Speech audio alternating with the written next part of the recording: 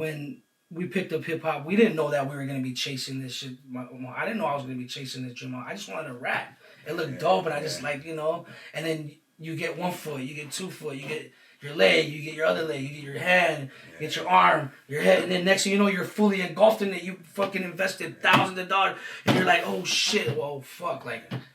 All right, well, I guess I gotta make this work for myself. Like, obviously, it's a scary thing, but I want my son to experience that. What up, guys? It's Mimic One, and welcome to the Pass Group.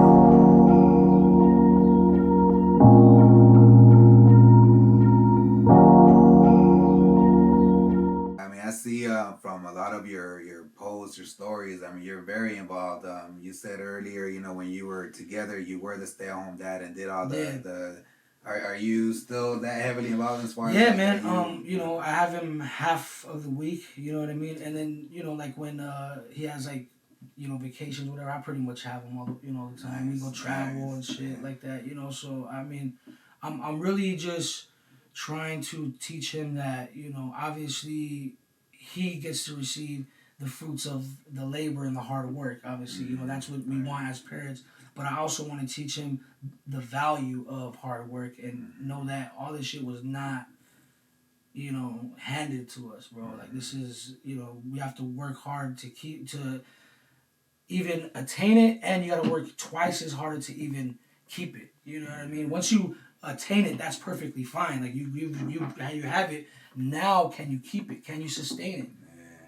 You know what I'm saying? That's what you want to teach your kids nowadays, because, I mean. Me, I'm not an advocate of school, bro. Like, you can even, I was not an advocate. I'm still not an advocate of school. And as much as, like, I got to be there, like, on an academic level for my son, I try my best in that area, but it's just not for me. And I know there's a lot of individuals out there that it's just, like, I'm confused at times. I'm like, and I get frustrated, not at my son and not at the school, but at myself. But knowing in my heart that none of that shit is gonna apply to real life, that's why I get upset, but I know he has to do it for that time being, and we have to fall in line basically, and I tell my son all the time, and even when I go to like conferences sometimes, I'm there, and like I tell him, I'm like I'm a huge advocate of chasing your dreams, following your dreams. So a lot of this stuff that you're teaching my son, like I know this is what you guys is your job, but it's not something that I press in my household. I'm sorry. But I would rather teach my son how to manage money than spend money and make you guys money. I'd rather him create something and develop something, ideas, music, whatever he wants to do, acting. That's what my son wants. He said he wants to be an actor. I'm like, okay, you want to be an actor?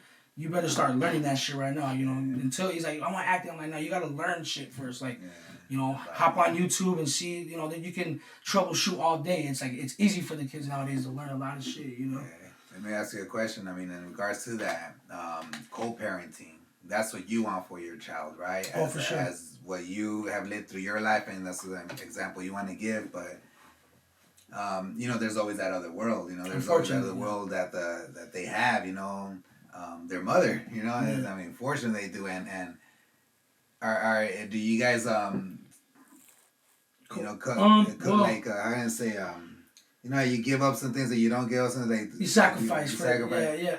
Well, share the same ideologies of because she might be wanting to go through school because that's what I know, and you're saying no, don't go to school. Do you guys just I know work on that? Well, see, that's I guess. Well, I guess she's involved to a certain aspect. You know what I mean? Because she has other kids too, so it's like and they're young kids, so it's like I can see how it's hard to give the homework or certain shit that is like on her mind. You know what I mean? Obviously, because she has other obligations, which is perfectly fine. So me having to like swoop that extra weight, but not care about that shit. It's like it's hard sometimes, but I do it. I go to the parent teacher conferences. I go to all to all the performances, like the field trips. Like I'm there for that. You know what I mean? And I'll never tell my kid directly like F school, because then he's gonna carry it. But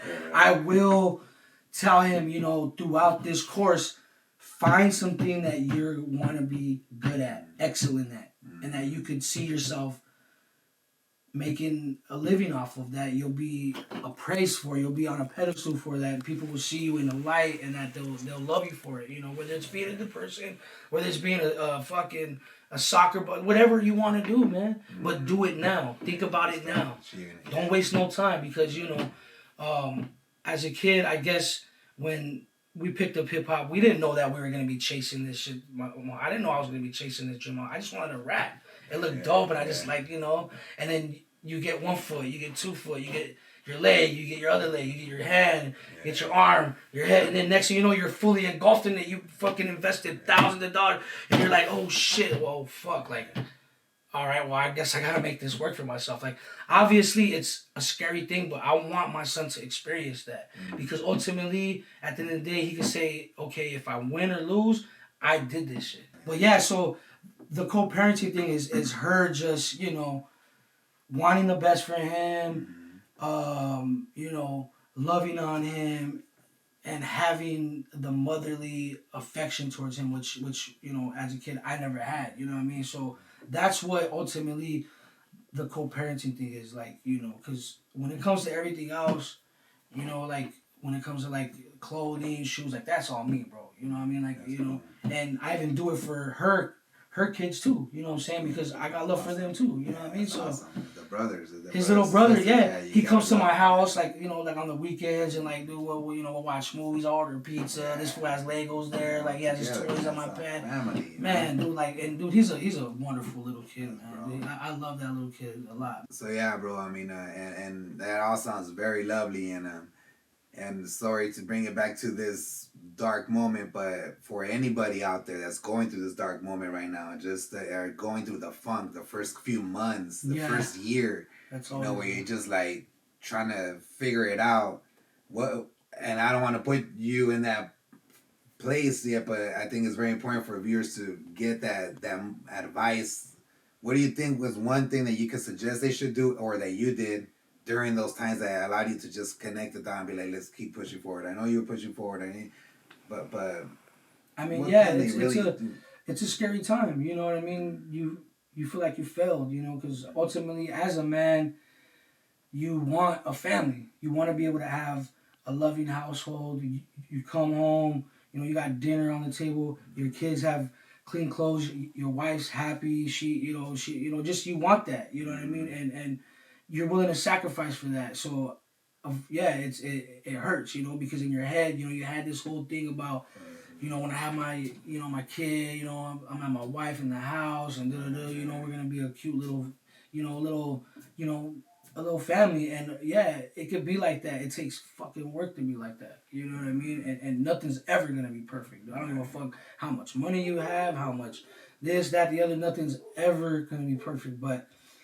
ultimately, man, that that first initial hump would be to not do drugs.